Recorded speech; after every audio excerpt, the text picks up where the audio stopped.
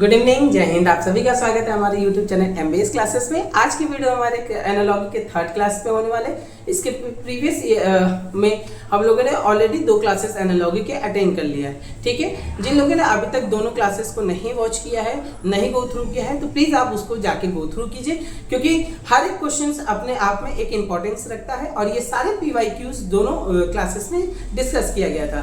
ठीक है, तो बेटर होगा कि आप उनको भी वॉच कर लें। और जिन लोगों ने अभी तक हमारे चैनल से नहीं जुड़े हैं, प्लीज़ आप सभी जुड़ जाएं, ताकि आपको ऐसे ही रीजनिंग के और बाकी जो भी सेशन हम लोग आगे बढ़ाएंगे वो सब आपको मिलता रहे।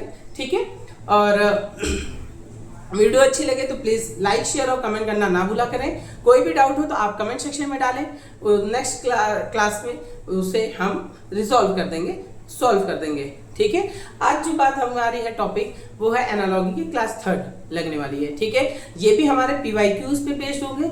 इस पे भी हम लोग डिफरेंट टाइप्स के क्वेश्चंस देखेंगे जो कि अलग अलग एग्जाम्स में, अलग अलग लेवल के एग्जाम्स में पूछे गए हैं। ठीक है, तो चलिए आज का सेशन हम लोग शुरू करते हैं। उम्मीद करते होंगे कि आपका मूड फ्रेश होगा और बढ़िया से आप क्वेश्चंस को एंजॉय करेंगे। ठीक है, देखिए इस जो पढ़ाई होती है उसको बोझ की तरह नहीं लिया जाता। ठीक है, जितने एंजॉय के साथ आप पढ़ेंगे उतना ही आपको बेटर अंडरस्टैंडिंग होती जाएगी। ठीक है, अब आप सोचेंगे कि रटते रहे तो रटने से जिंदगी केवल रट्टू तोता की तरह हो जाएगी। बाकी आपके जो इंटेलेक्चुअल और माइंड को जो बूस्ट करना है वो नहीं करेगा। ठीक है, तो बेटर है कि एंजॉय के साथ पढ़िए, मजा आएगा। चलिए आज का सेशन हम लोग शुरू करते हैं। जो हमारा फर्स्ट क्वेश्चन आने वाला है वो है क्वेश्चन नंबर 1। ठीक है, पुडुचेरी इज रिलेट फ्रांस, तो गोवा का किससे रिलेट करेगा ये हमें बताना है। ठीक है, तो अब ये देखिए, हमने स्टार्टिंग में भी बोला था कि जीके जीएस एनालॉजी में ज्यादातर जीके जीएस से भी रिलेशंस बन जाते हैं। तो आप ये क्वेश्चन जीके जीएस का है। ठीक है, तो आपको बताना पड़ेगा इसमें हो क्या रहा है। ठीक है,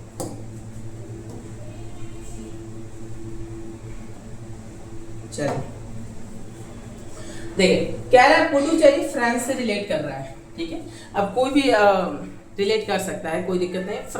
फ्रांस से पुडुचेरी रिलेट कर रहा है, तो गोवा से किसका रिलेशन बन सकता है? तो गोवा से ब्रिटेन का तो नहीं बन सकता, स्पेन का नहीं बन सकता, हॉलैंड का नहीं बन सकता। ठीक है, ये लोग अलग अलग उस समय खोजे थे। तो जो पोर्टुगल वाले थे उन्होंने गोवा पे कब्जा किया हुआ था। ठीक है, अब हिस्ट्री, जीके जीएस इस सब इसमें पूछ सकता है। तो आपको क्लियरली समझ में आ गया पुडुचेरी पे किसका शासन था उस समय, कौन किसने कब्जा किया था? फ्रांस ने। तो गोवा में किसका कब्जा था उस समय? पोर्टुगल का कब्जा था, जब हम लोग गुलाम हुआ करते थे। ठीक है, अच्छा है कि आज हम लोग आज़ाद हैं, लेकिन वो आज़ादी क्या है जब हम लोग पॉलिटिशियन से छुटकारा नहीं मिली है हम लोग। चलिए कोई बात नहीं, क्वेश्चन नंबर 2 पे चलते हैं। आयो, पहला क्वेश्चन समझ में आया होगा। देखिए आवाज़ थोड़ा सा मेरा बैठा हुआ है, वीडियो ना आने का यही कारण है कि हमारा गला थोड़ा सा बैठ गया था, आवाज़ ही नहीं निकल रही थी ढंग से, तो इसलिए वीडियो में डिले हुआ। और बाकी मैंने जितने भी वीडियोस थे, लेंदी वीडियो जो वॉच नहीं करते हैं उनके लिए शॉर्ट्स वीडियो उसी में से हम निकाल के अपलोड करते रहते हैं एक एक क्वेश्चन का, तो वो ही अपलोड हो रहा था। 2 दिन से वीडियो कोई भी ना शॉर्ट आ रही है ना लॉन्ग आ रही थी। तो आज थोड़ा सा आराम हुआ है, तो हमने कहा कि आज बना लेते हैं ताकि आपको क्वेश्चंस मिलते रहें, ताकि आपका एनालॉजी कम से कम लगभग कंप्लीट हो चला है। ठीक है, चलिए अब यहाँ पे लिखा थोड़ा सा प्रॉब्लम है, तो सॉरी उसके लिए। EVFV इसको लिखा जा रहा है GT, H और S के फॉर्म में। अब आप पहचानिए पहले रिलेशनशिप क्या फाइंड हो रहा है, तो अब आप देख के बताइए कि हो क्या रहा है। ठीक है, क्योंकि इसमें बहुत सारे लोगों का गलत हो सकता है, हो जाता भी है। ठीक है, हमें गलत करने के चांसेस नहीं लेना है, तो हमने देखना है कि ई में क्या हो रहा है। तो ई को क्या कर दे कि जी बन जाए। ठीक है, तो ई, एफ और जी +2 करेंगे ई में। अगर ई में हम +2 करते हैं तो ये जी बना लेगा। ठीक है, वी में +2 करेंगे तो वी, EVF वी है, EVF यू है, ये यू है, ध्यान रखिएगा ये यू है। ठीक है, तो ये वी है, एस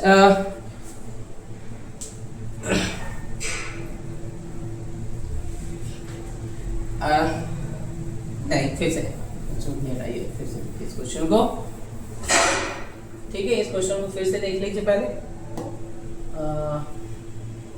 ये u है, ठीक है। तो क्वेश्चन हमारा कह रहा है EVFU, इसमें क्या चेंजेस हुआ है? तो ये GTHS बना होगा, ठीक है। GTHS बना हो तो E को क्या करें कि G बन जाए। तो हमको पता है E में अगर +2 कर दे, इसमें अगर हम +2 कर दें तो ये G बन जाएगा EFG, ठीक है। और अगर हम इसमें T में +2 कर दें, T में इसमें, तो इसका मतलब इसमें -2 करना होगा। V में -2 कर दे तो T बन जाएगा। उसके बाद F में FGH, इसमें +2 और S में -2 करेंगे, ठीक है। तो ये बन जाएगा हमारा ये। तो अब हमें इसमें पैटर्न पता चल गया, एक प्लस हो रहा है एक माइनस हो रहा है, +2 -2, ठीक है। तो अब हम KPLO का निकाल लेंगे, तो KPLO, ठीक है। तो इसमें हम क्या करेंगे K में +2 करना है तो इसमें +2 कीजिए तो कितना आएगा KLM, ठीक है। इसमें -2 करना है तो इसमें माइनस कीजिए तो MP O और N आ जाएगा, ठीक है। अब L में +2 करना है, LMN आ जाएगा और MNO हो जाएगा, ये ना MNO हो जाएगा। क्लियर है? तो हमारा आंसर क्या आ गया? MNNM। Option number C is the correct answer. I hope आपको क्वेश्चन समझ में आए होंगे।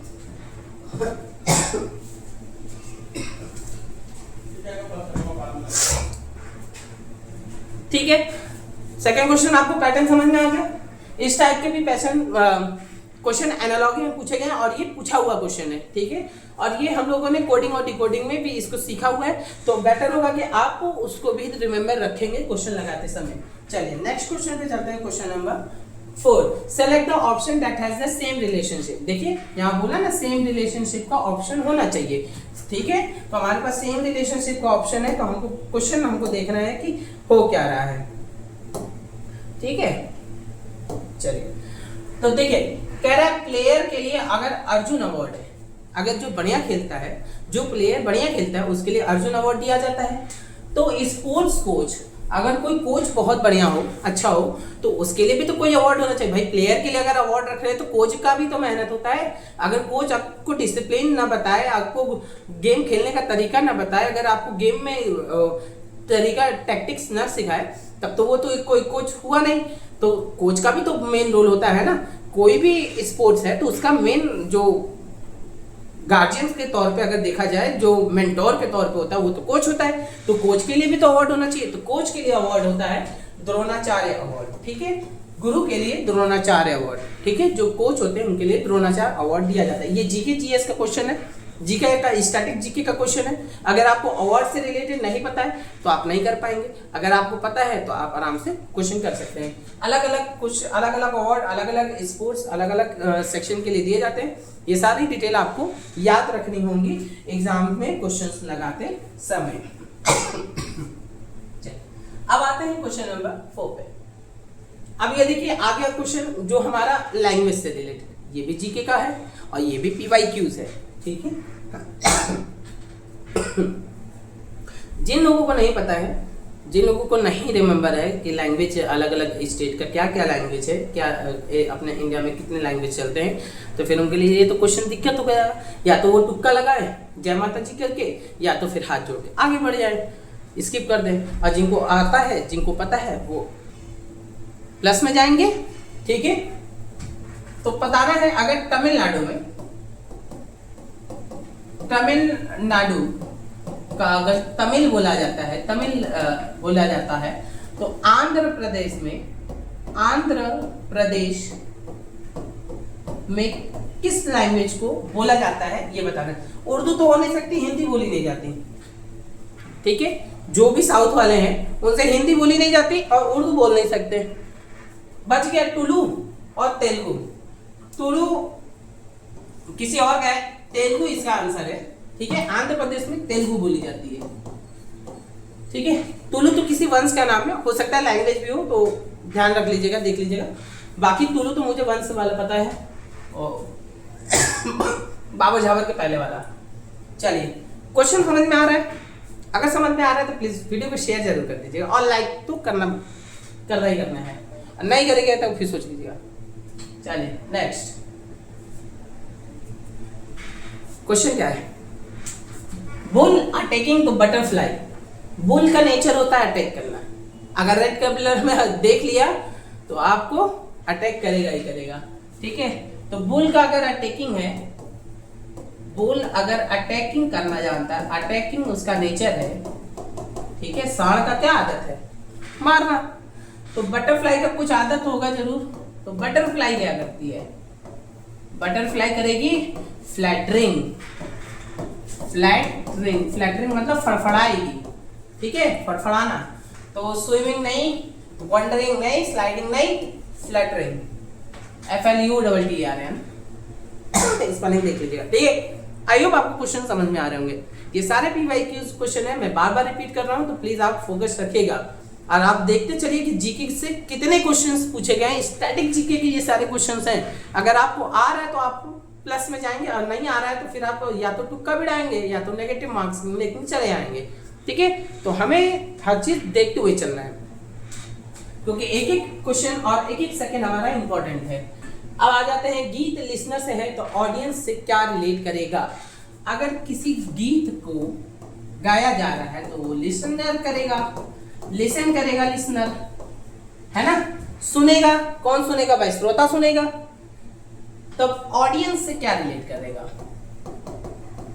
अब ये देखिए, ये तो रिलेशनशिप से बेटर पता चलेगा, तो ऑप्शन से गो थ्रू करेंगे। नोवेल नहीं हो सकता, बाइक ऑडियंस से कोई रिलेट नहीं करता है। एक्टर और मूवी, ये दो चीज है, एक्टर और मूवी। तो अब आप बताइए कि एक्टर और मूवी में किससे ऑडियंस का रिलेशन कर सकते हैं? तो एक्टर से देखिए फिल्म का रिलेशन किया जा सकता है, ठीक है। जैसे गाना सुनने के लिए लिसनर चाहिए, तो ऑडियंस किसको? मूवी देखने के लिए चाहिए ना, तो मूवी के लिए ऑडियंस चाहिए। क्लियर है? समझ में आ रहा है ना? चलिए नेक्स्ट क्वेश्चन, क्वेश्चन नंबर 8। बंदी नेशनल पार्क, अब फिर से जीके का आ गया, नेशनल पार्क से रिलेटेड। बंदी नेशनल पार्क अगर कर्नाटका में है तो दुधवा नेशनल पार्क कहां पे है? बंदी नेशनल पार्क अगर कर्नाटका में है तो दुधवा नेशनल पार्क कहां पे है? उत्तर प्रदेश में है, यूपी में।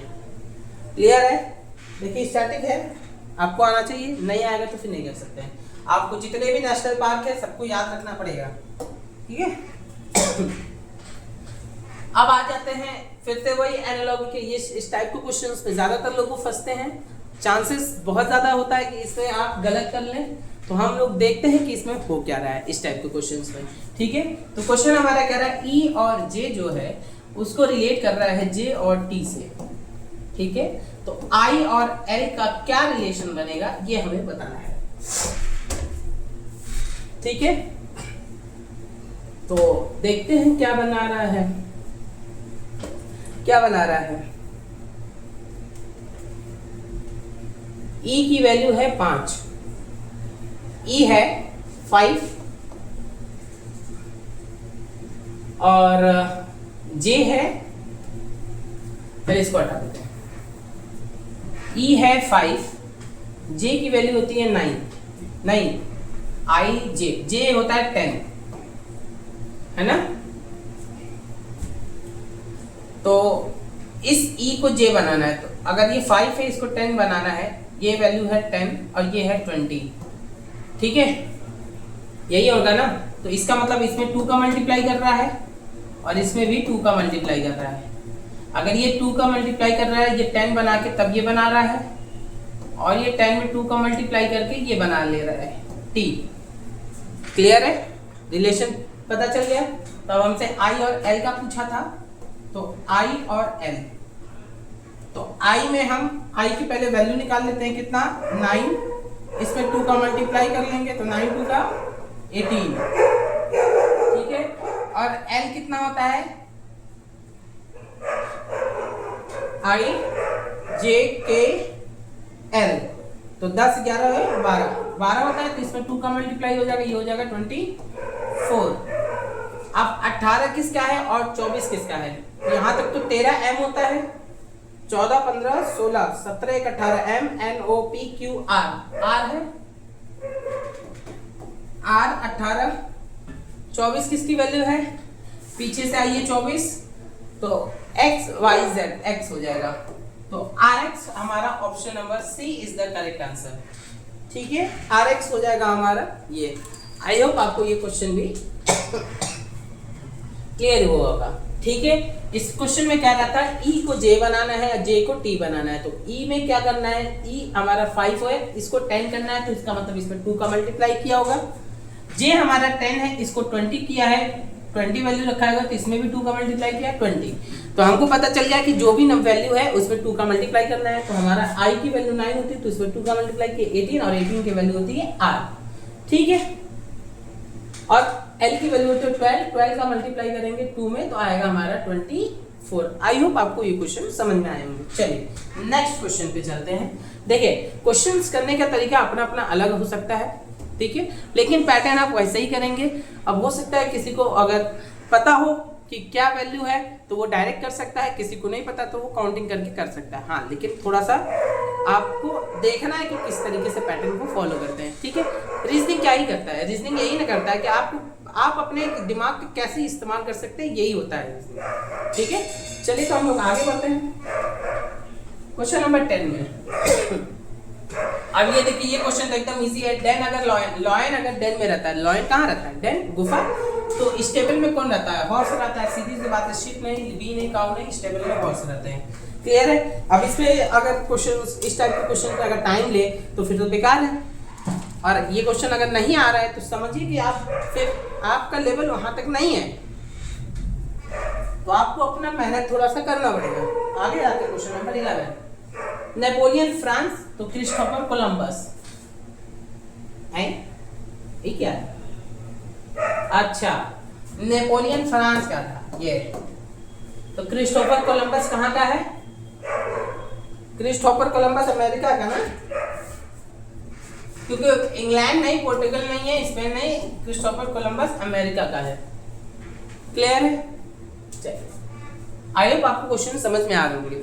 आज के जो सेशन है उसमें मैंने जानबूझ के पीवाईक्यूज के उन सेलेक्टेड क्वेश्चंस को, और जो हम लोगों ने अपने सर से उस समय पढ़ा हुआ था, ठीक है, उन सभी को इकट्ठा करके पीवाईक्यूज के जीके बेस ज्यादातर क्वेश्चन, जीके रिलेटेड क्वेश्चंस रखे हैं, ताकि आपको समझ में आ जाए कि एनालॉजी में किस टाइप के क्वेश्चंस ज्यादातर पूछे जाते हैं और पूछा भी ये गया हुआ है क्वेश्चंस। ठीक है, और जो नंबरिंग वाले क्वेश्चन होते हैं वो तो एनालॉजी के, तो समझ लीजिए वो तो हाई लेवल है ही आपका, बाकी आपको वर्ड्स के भी तो एनालॉजी आने चाहिए। चलिए अब आते हैं, गैस अगर सिलेंडर में है तो वाटर किस में भरा जाता होगा? गैस अगर सिलेंडर में भरा जाता है तो वाटर किस में भरा जाता है? पाइप से तो भरा जाता है, वेल तो कुआं पानी का जरिया है, ड्रिंक तो पानी पी जाती है, तो वाटर रिलेशन दिखाना है तो वाटर किस में भरा जाएगा? टैंक में। ठीक है, option number D is the correct answer. I hope आपको ये क्वेश्चन समझ में आ रहा होगा। देखिए जो इजी है उसमें ज्यादा टाइम वेस्ट नहीं करेंगे, हम लोग आगे बढ़ते जाएंगे। ठीक है, और जिनको क्वेश्चन समझ में आ रहे हैं बेटर है, और जिनको नए क्वेश्चन समझ में आ रहे हैं प्लीज आप रिपीट कर लीजिएगा इस वीडियो को, ताकि आपको समझ में आए, और जो प्रीवियस 2 क्लासेस और एनालॉजी के हैं उसको भी आप वॉच थ्रू कर लीजिएगा। और ये तो फाउंडेशन है, ठीक है, तो इसमें हमने फर्स्ट चैप्टर डाइस से शुरू किया हुआ है। ठीक है, तो आप उस सारे चैप्टर्स को आप डिस्कस भी करते हुए आगे आएंगे। चलिए 13, जापान का ग्रीन पेट्रेज, ग्रीन पेट्रेज को कहते हैं हरा तीतर, हरा तीतर, तीतर कोई मुर्गा टाइप जानवर होता है, तीतर, तीतर, तीतर सही लिखा है कि नहीं लिखा है हमें नहीं पता। ठीक है, तो इंडिया के लिए क्या होगा? तो अब ये तो बर्ड है, पैरेट होता नहीं है इंडिया का, इमू नहीं है, स्पैरो नहीं है, तो पीकॉक है। ठीक है, इंडिया का नेशनल बर्ड पीकॉक है, क्योंकि ये जापान का नेशनल बर्ड है तीतर।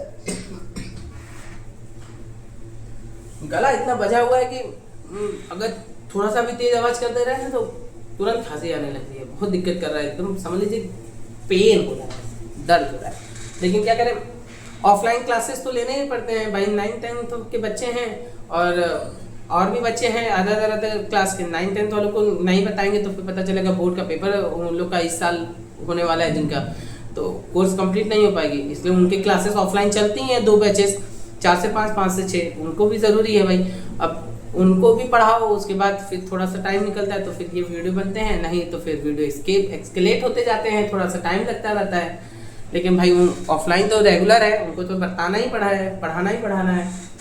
चलिए आ जाते हैं। हैग्रोमीटर अगर ह्यूमिडिटी को नापता है, देखिए इंस्ट्रूमेंट है, ठीक है, मेजरिंग इंस्ट्रूमेंट है। हैग्रोमीटर क्या करता है? ह्यूमिडिटी मतलब नमी को नापने के लिए हैग्रोमीटर होता है। तो बैरोमीटर किस चीज को नापता है? तो देखो ह्यूमिडिटी ऑप्शन ये भी तो खत्म हो जाएगा पहली बात, क्योंकि इसके लिए तो हाइग्रोमीटर दिया हुआ है।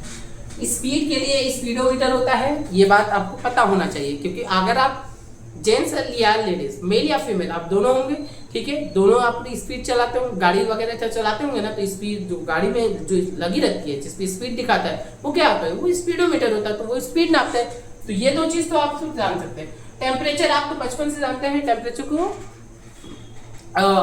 2 स्केल, इसका सेल्सियस और फ़ारेनहाइट, ठीक है, और इसके लिए थर्मामीटर होता है और अलग अलग डिवाइसेस होते हैं। प्रेशर होता है बैरोमीटर के लिए, ठीक है, एयर प्रेशर को नापने के लिए बैरोमीटर, और इसका इस्तेमाल ज़्यादातर प्लेन्स वगैरह में किया जाता है ताकि दबाव पता चल सके कि बाहर का दबाव क्या है, ठीक है। चलिए क्वेश्चन नंबर 14। ब्रिक लेइंग का ट्रोवल है तो टेलर का क्या होगा? ब्रिक लेइंग ट्रोवल, तो टेलर के लिए क्या होगा? ब्रिक लेइंग मतलब जो मिस्त्री है उसको कहते हैं। तो अगर वो ट्रोवल का मतलब होता है वो करनी, ये मिस्त्री है, ये करनी है, करनी जिससे मसाला फेंका जाते हैं, ठीक है। तो टेलर के लिए कौन सा हो जाएगा? ब्रश नहीं, एक्स नहीं, प्लग नहीं, निडल। टेलर किसका इस्तेमाल करेगा? निडल का इस्तेमाल करता है ना भाई। सिलाई के लिए, दर्जी को सिलाई करने के लिए किसकी जरूरत है? सुई की। मिस्त्री को करने की जरूरत होती है, तो दर्जी को सिलाई करने के लिए सुई की जरूरत होगी। अब आ गए फिर से वर्ड वाले में, कह रहा है FDA को बनाना है MKH। FDA को MKH बनाना है, तो इसमें क्या कर रहा है? F को M बनाना है।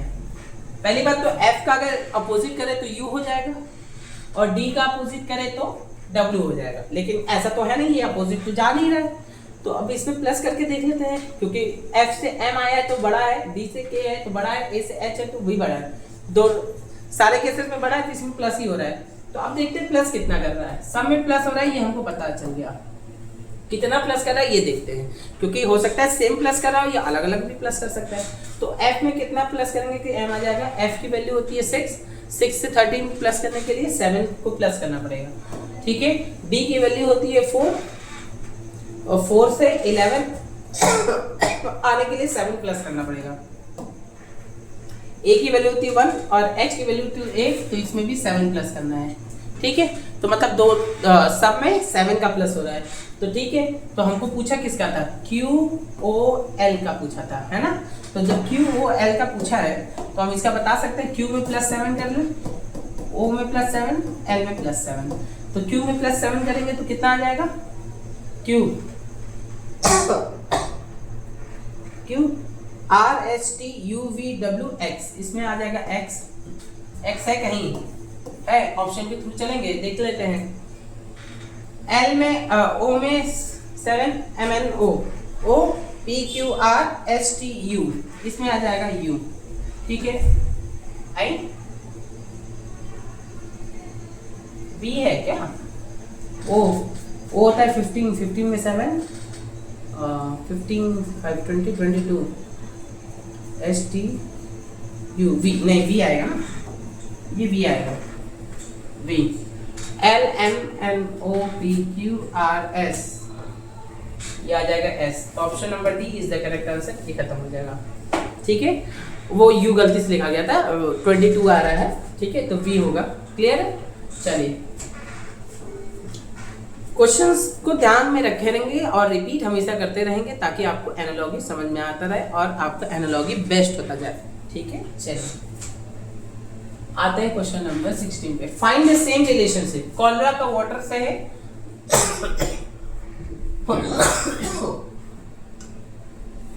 कॉलरा वाटर से अगर कॉलरा का बीमारी फैल रहा है तो इसमें ऑप्शंस के थ्रू जाएंगे क्योंकि सेम रिलेशनशिप फाइंड करना है।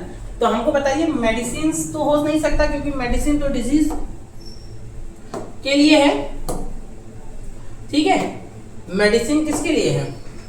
डिजीजेस को क्योर करने के लिए। इससे तो बीमारी होती नहीं, इससे तो बीमारी सही होती है। कैट से प्लेग होता नहीं है। मलेरिया मॉस्किटो से हो सकता है, ये ऑप्शन सी सही है। पॉइजन डेथ का कारण बनता है लेकिन जब दिया जाता है तब वो अपने से नहीं होता, ठीक है। चलिए, तो कॉलरा वाटर से बीमारी है तो मलेरिया भी मॉस्किटो से होती है, ये कंफर्म है। YKMP QNL, ठीक है।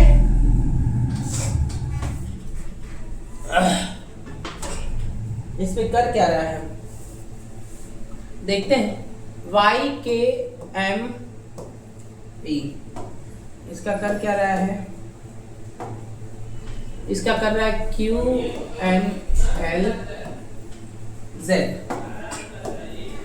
ठीक है। तो देखिए MPQ ये है PQ +1 MN +1 K MNOPQ IJKL XYZ +1 सब में +1 है, ठीक है। तो अब इसी हिसाब से SURC का निकालेंगे। SURC का निकालेंगे तो SURC का अगर हम निकालते हैं तो हमको पता है C में +1 करना है, तो C में +1 करेंगे। D ऑप्शन देख लेते हैं, B खत्म, ये खत्म, ठीक है। R में 1 प्लस करेंगे तो R का हो जाएगा S, दोनों में है। U में +1 करेंगे तो U V हो जाएगा तो ये खत्म हो जाएगा। Option number D is the correct answer. और S में +1 कर देंगे तो S में T हो जाएगा, ठीक है। आई होप आपको क्वेश्चन समझ में आया होगा, ठीक है। देखिए पैटर्न पहचान गए तो फिर पैटर्न पहचान गए तो आपका कोडिंग डिकोडिंग हो या एनालॉगी हो, इस टाइप के क्वेश्चंस जो अल्फाबेट से रिलेट करते हुए क्वेश्चंस होंगे वो फटाफट आपको लग जाएंगे। चलिए, आई होप आपको क्वेश्चन समझ में आ रहा होगा और आपको मजा भी आ रहा होगा। चलिए क्वेश्चन नंबर 19 पे देखिए, हमारा क्या है कि अब हम तो ज़्यादातर किसी वैसे बहुत ज़्यादा बोलते हुए वैसा है नहीं फालतू चीज़ें, क्योंकि हम तो ऑनलाइन है तो बात करने के लिए हमारे पास बच्चे भी तो होने चाहिए ना ऑफलाइन की तरह, ठीक है। अगर ऑफलाइन रहते हैं तो इंटरेक्ट करते हैं तो उसमें ज़्यादा से ज़्यादा बात हो जाती है बच्चों से और डाउट्स भी ऑन द पॉइंट क्लियर हो जाते हैं।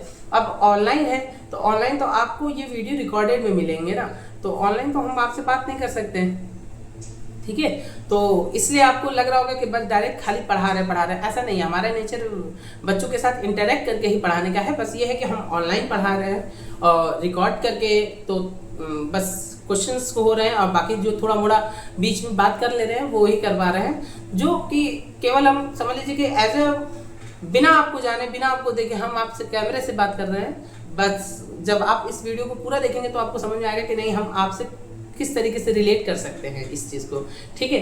तो प्लीज़ पूरा वीडियो आप देखा करें ताकि ये क्वेश्चंस PYQs तो ऑलरेडी है ही और किस तरीके से क्वेश्चंस को करना होता है ये सारी चीज़ें हम आपको अच्छे तरीके से बताते हैं और उम्मीद करते हैं कि आपको अच्छा भी समझ में आता होगा, पसंद भी आता होगा। और मेरे पढ़ाने का तरीका हमारे ऑफलाइन में बच्चे हैं वो पढ़ते हैं अच्छे से, समझ में आता है उनको, तभी तो आते हैं हमारे पास, नहीं तो फिर हमारे पास कौन आता है अगर हमारा तरीका ही उनको नहीं समझ में आता हो, ठीक है। और आप इसको प्लीज़ अब देखेंगे तो आपको समझ में आएगा कि नहीं हाँ हम आप जो भी बताते हैं कि देखिए हम जिस टीचर से पढ़े हैं हम तो बता देते हैं, हम तो मनीष सर से पढ़े हुए हैं, ठीक है। और आज भी उनकी क्लासेस को हम अटेंड करते रहते हैं ताकि अपने आप को रिव्यू करते रहें हर समय, ठीक है। क्योंकि हम एज ए टीचर गलती तो कर नहीं सकते, लेकिन हाँ सीखने को तो पूरी उम्र हम लोग सीख सकते हैं, तो हम लोग सीखते रहते हैं भाई। क्योंकि कोई भी चीज़ किसी एक पैटर्न पे नहीं ना चलती है, अलग अलग पैटर्न हर समय पे होता रहता है, तो चेंजेस हर समय होते रहते हैं। तो आप नहीं सीखेंगे तो फिर बच्चों को क्या सिखाएंगे, तो वैसा ही हम लोग का चलता रहता है, ठीक है। चलिए आप हम लोग अपने टॉपिक पे आते हैं। अब यहाँ पे है डील, डे, इसको लिख दिया गया है, क्या लिख दिया गया भाई, WVZO। पहले रिलेशन पहचान जाते हैं, उसके बाद हम लोग कर लेंगे।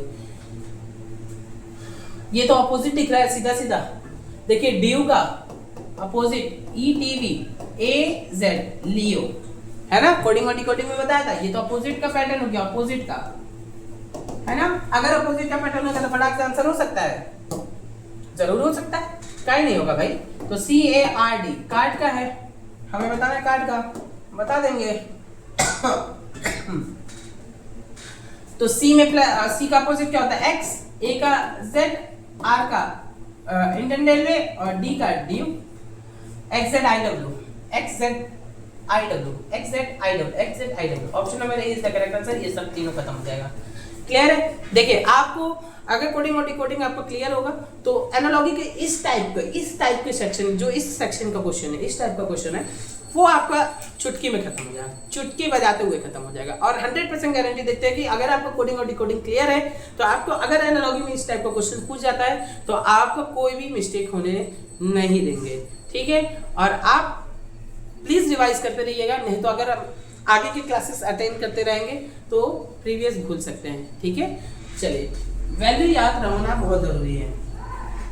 हाइड का रिवेल है, हाइड का मतलब क्या होता है, छिपना, तो उजागर होना का रिवेल हो जाएगा। तो एक्सपेंड का मतलब होता है बढ़ाना, तो इसका आंसर क्या होना चाहिए बताइए। हाइड का अगर रिवेल है, हाइड का मतलब होता है छिपाना, रिवेल का मतलब होता है किसी चीज को जो छिपी हुई उसको उजागर करना, सामने लाना। तो एक्सपेंड का मतलब होता है खींचना, फैलाना। तो इसका मतलब होगा सुकुड़ना, सुकुड़ना का मतलब होगा टू कंप्रेस, क्योंकि टू वाइडन का भी मतलब होता है चौड़ा करना, स्प्रेड का भी मतलब होता है फैलाना, चौड़ा करना, टू एनलार्ज का भी मतलब होता है बड़ा करना। तो ये सब उसके साइनोनियम्स हो सकते हैं, लेकिन इसका एंटोनियम टू कंप्रेस होगा, ठीक है। क्लियर है। अब आते हैं क्वेश्चन नंबर 21 पे। 7 का 49 है तो 81 क्या, तो अब हमको दिख रहा है साफ साफ 7 का स्क्वायर किया है तो 49, तो अब हमको 81 चाहिए, तो इसको अंडर रूट निकाल लेंगे तो ये आ जाएगा हमारा 9, ये 9 का स्क्वायर है, 9 का स्क्वायर 81 होता है, ठीक है। अंडर रूट हटा दें ताकि आपको समझ में आ जाए, इतना छोटा सा है तो आपको हो जाएगा 9। अब देखिए मैथ्स का भी क्वेश्चन इसमें पूछ लिया, तो आपको स्क्वायर रूट, क्यूब रूट ये सब कुछ पता होना चाहिए, ठीक है। स्क्वायर रूट में प्लस कर रहा है, स्क्वायर रूट में माइनस कर रहा है, ये भी होता है इसमें, ठीक है। चलिए क्वेश्चन नंबर 22 पे आते हैं। रूबेला वायरस है तो मलेरिया क्या है, रूबेला वायरस है तो मलेरिया क्या है, तो सिंपल सी बात है, मलेरिया क्या है, पैरासाइट्स है, पैरासाइट्स, ठीक है। रूबेला वायरस है तो मलेरिया एक पैरासाइट्स है, ठीक है, पैरासाइट्स की वजह से होता है। क्वेश्चन नंबर 23, 12 का 144 तो 15 का, अब ये देखिए ये सिंपल सी बात है, 12 का स्क्वायर किया है 144 है, तो 15 का स्क्वायर कर लीजिए 225 हो जाएगा कि नहीं, 225। अब स्क्वायर नहीं आ रहा है तो फिर दिक्कत की बात है, और मैंने स्क्वायर का तरीका आपको बताया है। 15 का स्क्वायर करना है, किसी भी नंबर का स्क्वायर करना है अप टू 100 तक का, ठीक है। तो आप फर्स्ट का स्क्वायर कीजिए, कितना हो जाएगा, 5 5 जा 25, 2 अपना रखिए कैरी में, ठीक है, 2 कैरी में रखिए। फिर 1 का 5 में मल्टीप्लाई कीजिए, 1 का 5 में करेंगे 5, 5 का 2 में करेंगे 10, 10 में 2 प्लस कीजिए 12, 12 1 कैरी हो जाएगा। अब 1 का स्क्वायर कीजिए, 1 का स्क्वायर 1 होता है, कैरी वाला 1 प्लस कीजिए 2 आ जाएगा 225। अगर आपको आता है इस तरीके से, ठीक है। नहीं तो फिर आप 15